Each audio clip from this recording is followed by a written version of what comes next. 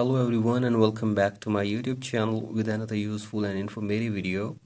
So guys, in this video I'm going to show you how to fix if Apple Music family sharing is not working on your device. So as if you're also facing this problem, here I will show you how can you fix it. So I first of all go back to your home screen, and from here you have to open settings in your device. So after this, tap on your Apple ID and now tap on subscriptions and wait for some seconds here.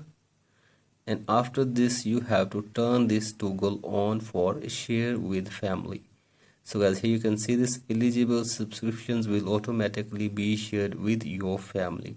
So guys, if the toggle is off, you will not be able to share any subscriptions with your family.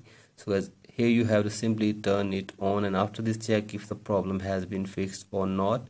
And if you're still facing this problem, you have to simply sign out your Apple ID for one time in your device, and then you have to restart your device, and after this you have to sign in your Apple ID again in your device. So I do this, and after this hopefully your problem will be fixed.